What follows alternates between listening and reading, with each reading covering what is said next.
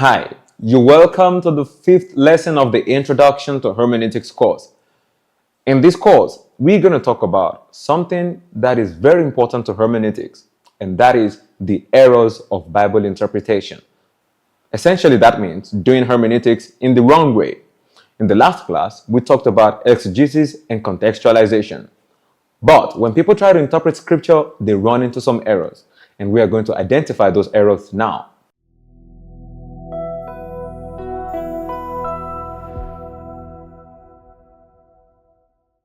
So the errors of hermeneutics are divided into two categories. Number one, application without exegesis. That means applying what the Bible is saying to our lives to this current time without properly doing an exegesis of the passage or the book. And the second one is exegesis without application. That means understanding what the Bible is saying without letting it affect our lives. Let us see some examples under application without exegesis. The first one is called subjectivity. That means bringing what we believe or what we feel the Bible is saying and imposing it on scripture. That means not allowing the text to speak for itself, but saying, this is what I believe the scripture is saying. No, the scripture is not bound by what you believe or what you feel the scripture is saying. The scripture is saying what the scripture said 2,000 years ago when the scripture was written. So the number one error to avoid is the error of subjectivity. Never bring your feelings, never bring your presuppositions, never bring your own bias to scripture. The scripture can never say what you're feeling or what you believe. After subjectivity, the next error is called proof texting. What does that mean? That means you already have a belief, and then you come to scripture to confirm that belief by just extracting a verse or some verses and then saying, oh, that means my belief is justified. Let us say an example. If somebody believes polygamy is not a sin, that person already has a belief. So they come to scripture and look for Solomon, look for David, look for Abraham, and they say, oh, these are righteous men. They married many wives. I can marry many wives. But you see, that is called proof texting.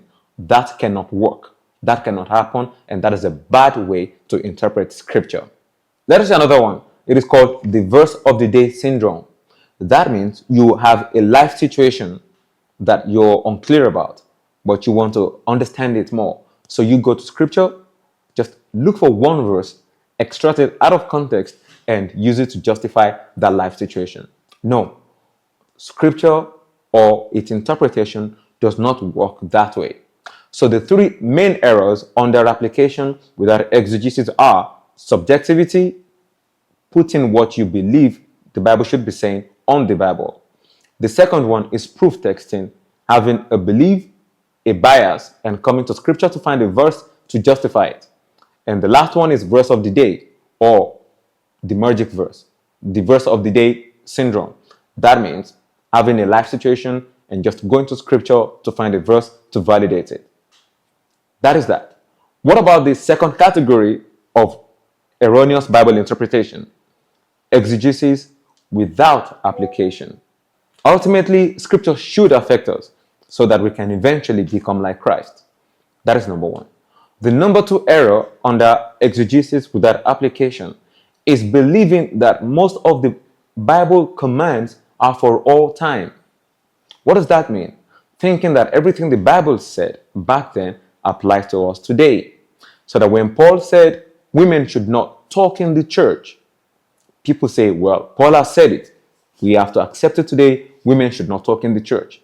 Also, in 1 Timothy chapter 2, verse 12, when Paul said women should not teach over men in the church, many people consider that to be a supercultural commandment for all time.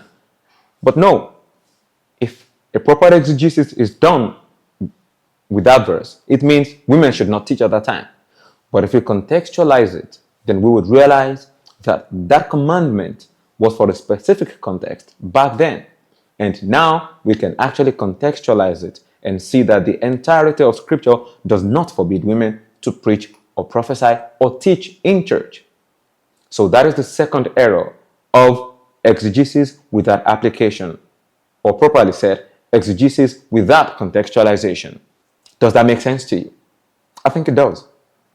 That is all we're going to do for today. You now understand some errors that can arise from improper hermeneutics. The error of application without exegesis and the error of exegesis without application. So as we perform exegesis, we must also perform application so that the two can go hand in hand and we can become better students of the Bible. Thank you for staying with me today. In the next class, we're going to talk about the principles of hermeneutics and we're going to talk about what context means.